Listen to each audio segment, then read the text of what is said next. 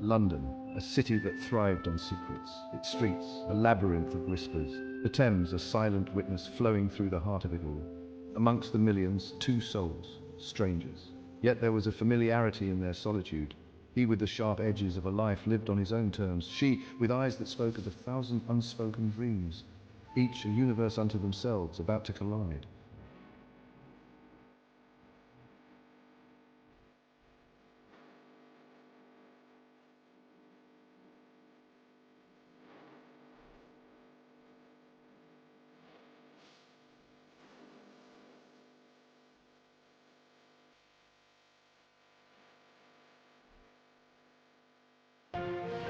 He watched her cross the street, her red coat a vibrant blur against the monotone cityscape.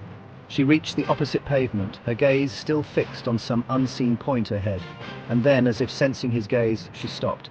Their eyes met. All that existed in that moment was the intensity of their connection. He couldn't look away. Her eyes, a deep emerald green flecked with gold, held him captive.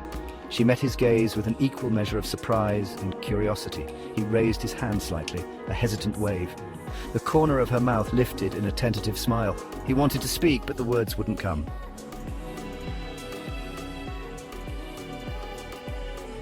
As if on cue, the traffic lights changed. The roar of engines filled the air once more as cars surged forward, cutting off their view of each other. Without a second thought, he pushed back his chair and started across the street. His eyes scanned the crowd, searching for a flash of red. She, meanwhile, had turned away, her heart pounding in her chest. But fate, it seemed, had other plans.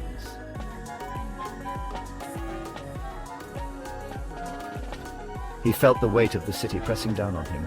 Millions of souls, yet he felt utterly alone. The memory of her eyes fueled a flicker of hope. He chided himself. One look, a fleeting moment, and he was attaching impossible dreams to a stranger. Yet her image lingered, a ghost in the crowded streets.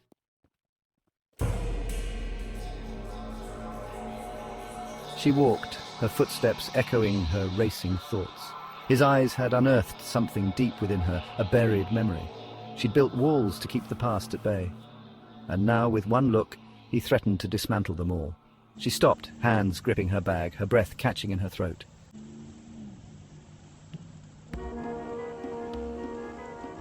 He couldn't shake the feeling. It was as if an invisible thread connected them. He found himself drawn back to the cafe. He ordered a coffee, his gaze scanning the faces, and then he saw her, the woman in the red coat.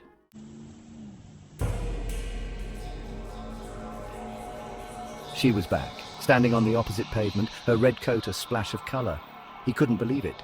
Had she felt it too, this magnetic pull?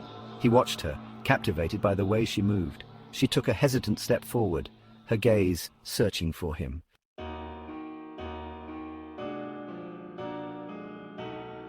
Their eyes met. Time slowed to a trickle. The city faded to a muted hum. He saw a flicker of recognition in her eyes. He raised his hand in a tentative wave. A slow smile spread across her face.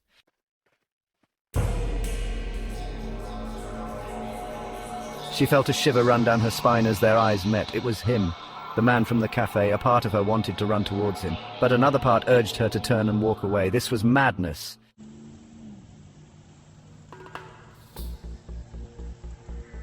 He wanted to speak, but the words caught in his throat. The traffic light changed. Cars surged forward. When he could see again, she was closer. She held up a book, a worn paperback. He recognized it instantly. It was his favorite book.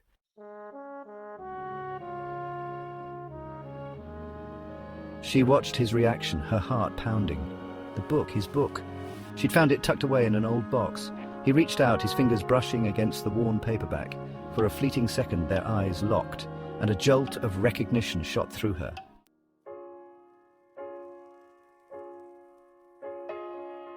He wanted to ask her 1,000 questions, each one more pressing than the last. Where had she found the book?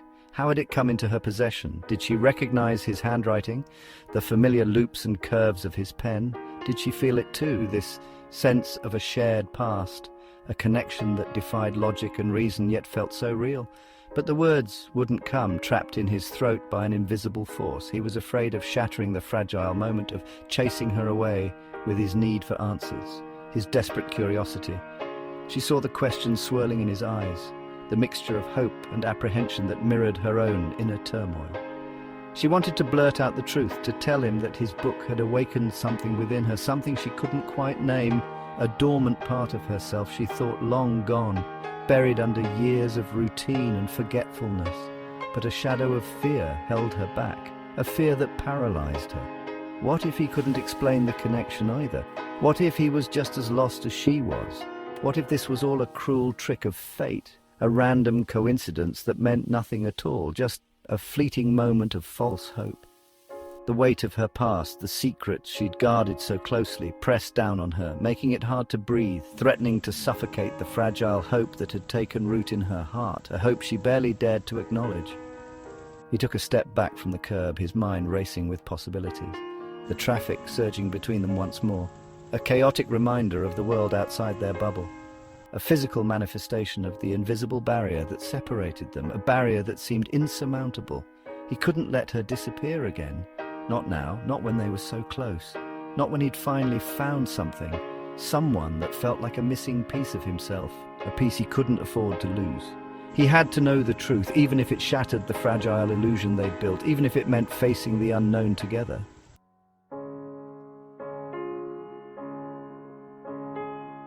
"Wait!" he shouted, his voice barely audible above the roar of a passing bus. She hesitated, her body turning slightly, as if torn between the instinct to flee and the magnetic pull of his gaze. The traffic light changed, the pedestrian signal beckoning her across the street. He saw her glance at the book, then back up at him, a flicker of something unreadable in her emerald eyes. Decision made, she stepped off the curb, weaving through the halting cars with a newfound confidence. He met her in the middle of the crosswalk, the city's symphony of noise fading to a dull roar around them. "The book," he said, his voice raspy with a mixture of nerves and excitement. "Where did you find it?" She held his gaze, her silence speaking volumes in the crowded street. He watched as she tucked a stray strand of hair behind her ear, a nervous gesture that tugged at his heart. "It's yours?"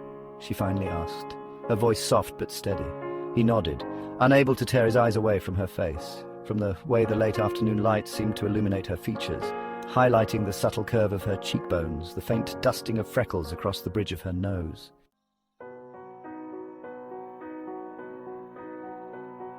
"Come on!" he said, gesturing towards a small cafe tucked away on a side street, its entrance almost hidden from view. "Let's get out of this chaos," he urged, his voice barely audible over the city's relentless noise. He needed to talk to her, to unravel the mystery of the book, of their undeniable connection. But he knew they couldn't do it standing on a crowded street corner, surrounded by the indifferent eyes of strangers and the cacophony of urban life. She hesitated for a moment, as if weighing his request, then nodded, her eyes reflecting a mix of curiosity and caution. He watched as she navigated the curb, her steps light and graceful despite the impracticality of her boots, which seemed to defy the uneven pavement. He felt a surge of protectiveness, an urge to shield her from the harshness of the city, from the weight of her own unspoken thoughts, and from the invisible burdens she carried. The cafe was warm and inviting, a welcome respite from the chill wind that whipped through the city streets, a sanctuary from the outside world. He led her to a quiet corner, the scent of freshly brewed coffee and cinnamon mingling in the air, creating an atmosphere of comfort and familiarity. They sat facing each other, a small table, a tangible barrier between their guarded hearts, yet also a bridge to the conversation they both needed. He watched as she took off her gloves, her movements precise and elegant, each gesture revealing a bit more of her poised demeanor. Her hands, he noticed, were long and slender, her fingers tipped with the same shade of deep red as her coat, a detail that seemed to encapsulate her essence. He imagined those hands holding his, their fingers intertwined, and the thought sent a jolt of warmth through him that had nothing to do with the heat from his coffee, but everything to do with the connection he felt with her.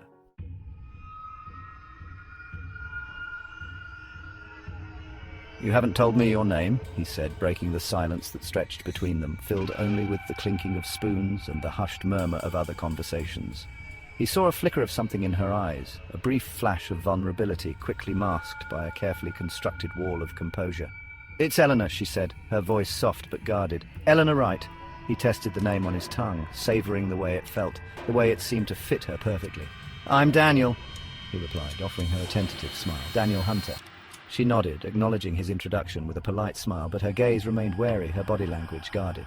He sensed a wall of silence rising between them, a fortress built of unspoken fears and carefully guarded secrets. He knew he couldn't rush her, couldn't demand answers she wasn't ready to give. He had to tread carefully to earn her trust, to prove that he wasn't just another stranger looking for a fleeting connection in a city full of lonely hearts. But the question of the book, of the undeniable link it represented, hung heavy in the air between them, a silent plea for truth and understanding.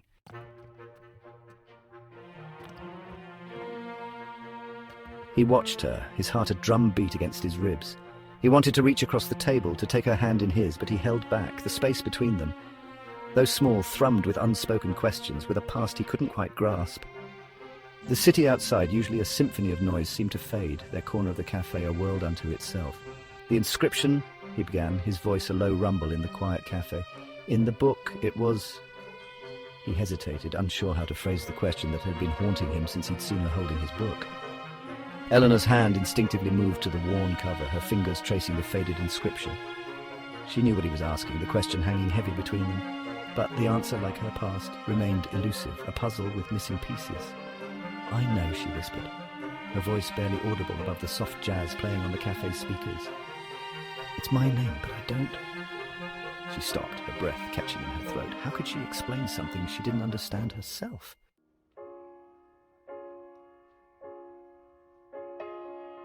He leaned closer, his gaze never leaving her face. He saw the fear in her eyes, but there was something else too, a flicker of hope, a mirrored reflection of his own desperate longing for an answer, for a connection that went beyond the realm of coincidence.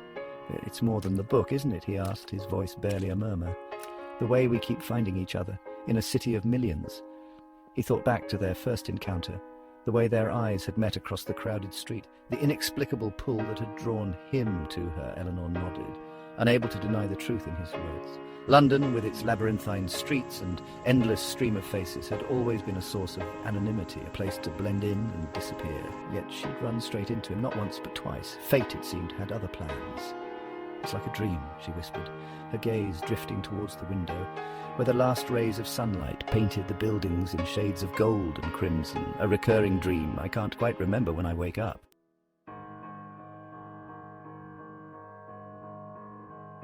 He reached across the table, his hand hovering over hers for a heartbeat before gently closing around her fingers, as if sealing an unspoken promise. The warmth of her touch sent a jolt of electricity through him, erasing the last vestiges of doubt that had lingered in his mind. He didn't have all the answers, but in that moment it didn't matter. The questions could wait. What mattered was the connection they felt. They were in this together, two souls adrift, brought together by a force neither of them could deny, a force that felt like destiny. "Maybe we're not supposed to remember," he said, his thumb gently stroking the back of her hand, as if trying to soothe both their uncertainties. "Maybe it's about starting over, about writing a new ending to a story we've both forgotten, a story that now feels like a distant dream." Eleanor looked up at him, her emerald eyes searching his, seeking reassurance and finding it in his steady gaze. He saw his own hope reflected back at him, a shared yearning for something more, something real in a world that often felt cold and indifferent, a world that sometimes seemed to conspire against them. The cafe, the city, the weight of their pasts. It all faded away, leaving only the two of them suspended in a bubble of fragile hope and undeniable connection, a moment that felt timeless. The question lingered, unanswered, a silent promise hanging in the air between them, a promise that spoke of possibilities yet to be explored. Were they two souls intertwined by a destiny they couldn't escape? Or were they running from a shared past that threatened to unravel their newfound connection? The answer was elusive. Only time and the choices they made would tell. The future was a blank canvas waiting for their brushstrokes. But as they sat there, hands clasped, the city holding its breath around them, anything felt possible. The world seemed to pause, giving them space to dream. Fate's door had swung open, and they had a choice to make. Step through it together or turn away from the mystery that bound them, a mystery that promised both challenge and reward.